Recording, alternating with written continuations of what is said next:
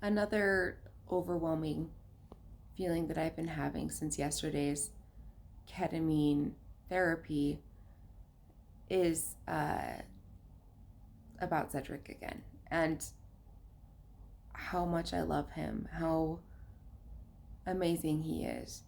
And I know that an experience that he's had with his Opa yesterday definitely has contributed to what's been happening with me. Um, I and what I experienced. Opa Abish from Schwarzenberg is he fell and hit his head on a toilet seat. He's old and not doing well. He's 88 years old and lived the most amazing life that any man on this earth could live. Like, he's influenced more people than any one man that I know in his 88 years. He's just absolutely amazing, and the spirit within him is just bursting and ready to graduate and spread to all of us, give us all experiences. He's an amazing person. But when he did that, he went to the hospital. And when he went to the hospital, they noticed that his head is fine, but he has a tumor in his lungs, and his lungs were filling with liquid, and he was not doing well. They didn't expect him to live through the night, which is the information I had when I went to ketamine. Opa was dying, and he's still not doing well and won't make it long. But he held on through the night, and we're going to see how he does throughout the week. Anyway,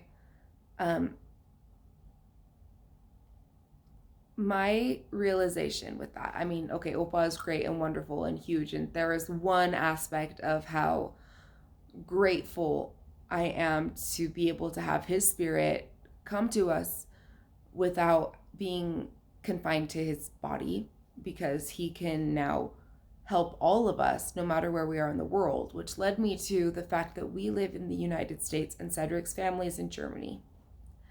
And I miss them. I miss them a lot, and I can't imagine how much Cedric misses them. My experience over the last 8 years has made it so I've really been the one to disconnect. We've had to disconnect from the German culture, from the German language, from Germany. We don't live there anymore because traveling to Germany was so hard on me. I rarely go there anymore. I've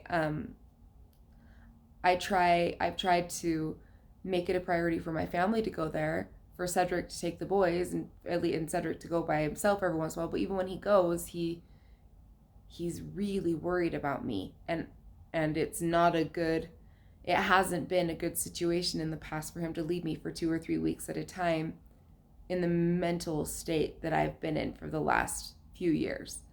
And I get jealous. I've been just needing him on such an intense level all of the time. And I haven't really allowed him to serve other people because I need so much help. And I've done this. And I say this like I haven't allowed him. And he may not see it the same way. He's amazing, and obviously he can do whatever he wants, and he loves me and understands our family and knows, and he must have seen what I'm just now seeing forever. And I've never seen this. I've never seen the person that Cedric sees until now.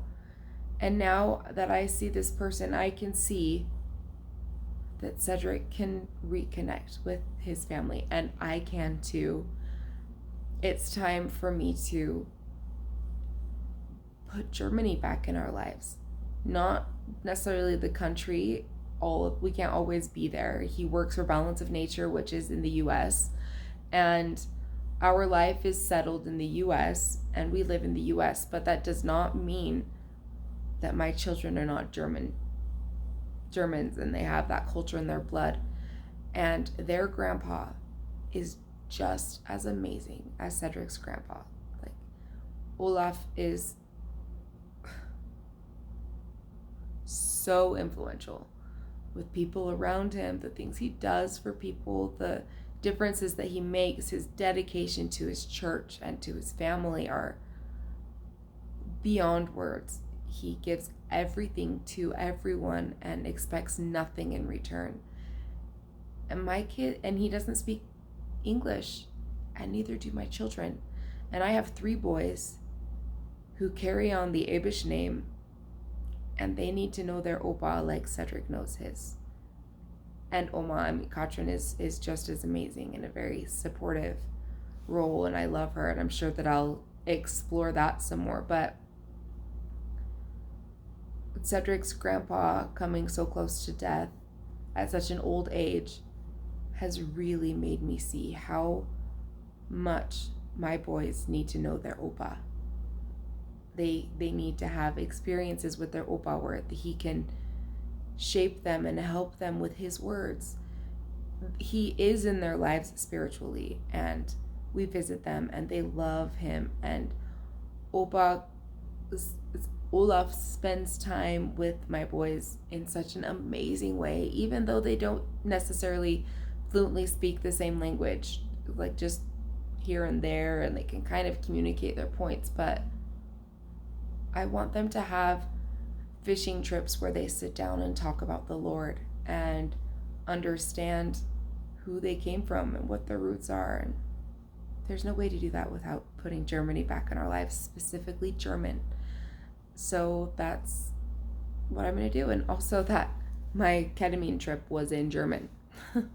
It was very broken. And as funny as it is, like, I remember thinking in my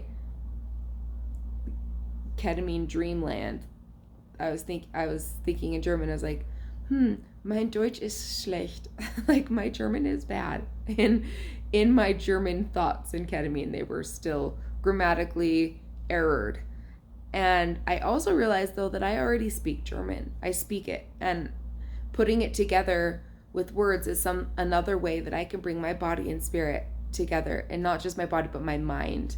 My mind can have a spiritual experience through learning German, because it can do anything, especially if I add the spirit to it, because my spirit can influence my body way more than my body influences my spirit. So there is my next thing. I just texted Cedric, I'm going to start a podcast called Psychedelic Thoughts with Lena. Just kidding, I'm not going to do that. But this is, I guess, my Psychedelic Thoughts with Lena.